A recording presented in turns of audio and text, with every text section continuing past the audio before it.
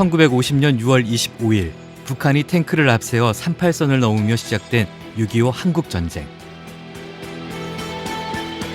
미군과 유엔군뿐 아니라 중공군까지 참전하며 일진일퇴를 거듭한 6.25 한국전쟁은 3년이 넘도록 이어지며 이 땅 한반도에 많은 아픔을 남겼습니다.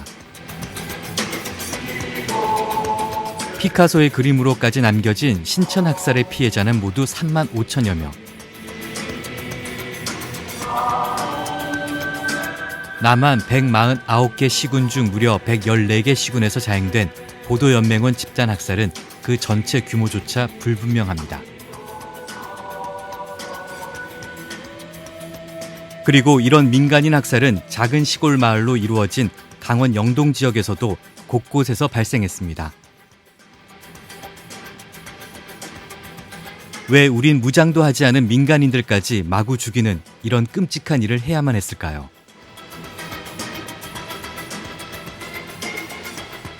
지난 2021년 민간인 학살을 다룬 다큐멘터리 숨을 제작한 MBC 강원 영동의 김인성 기자의 생각을 들어봤습니다.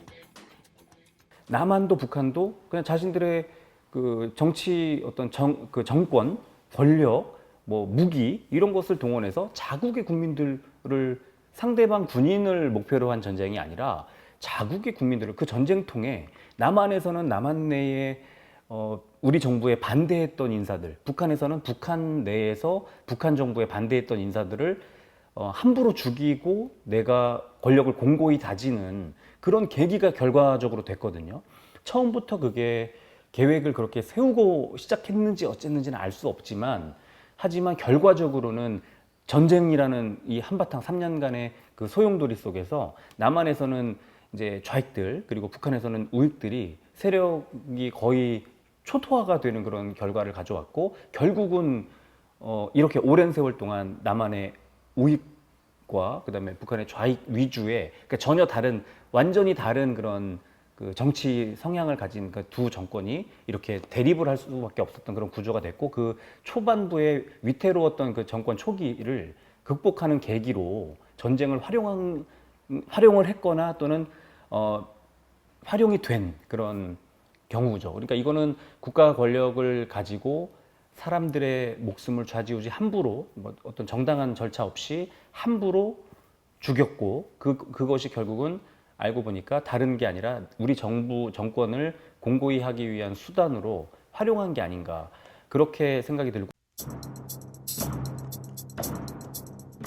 산지가 험할 뿐 아니라 몇십 몇백 가구씩 모여 사는 농산 어촌 마을이 곳곳에 흩어져 있는 강원 영동 지역의 경우 민간인 학살 피해는 더욱 심각할 수밖에 없었습니다. 전쟁 기간 내내 밀고 밀리는 긴박한 전황이 지속됐을 뿐 아니라 남은 패전병들이 흩어져 산으로라도 들어가면 그들을 쫓기 위한 부대도 산으로 들어설 수밖에 없었고 그들 모두의 눈에 주민들은 적의 보급을 책임지는 부역자로 보였을 겁니다.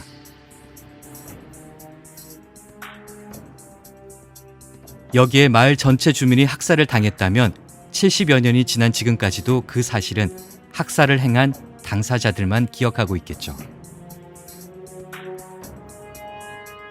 이제는 관광지로 탈바꿈한 강릉 노암터널도 전쟁 당시엔 끔찍한 학살이 자행됐던 현장이었다고 합니다.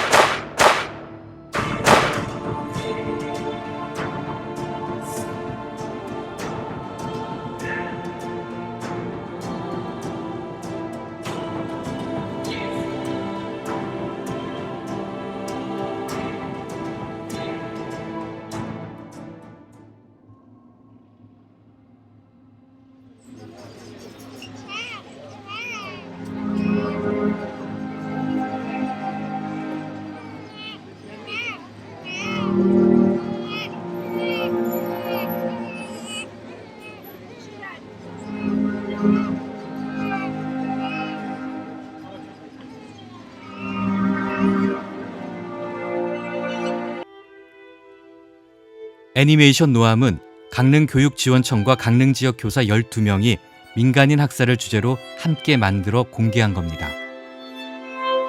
가르치는 학생들에게 우리 지역의 아픈 역사를 보다 쉽게 알려주기 위해서죠.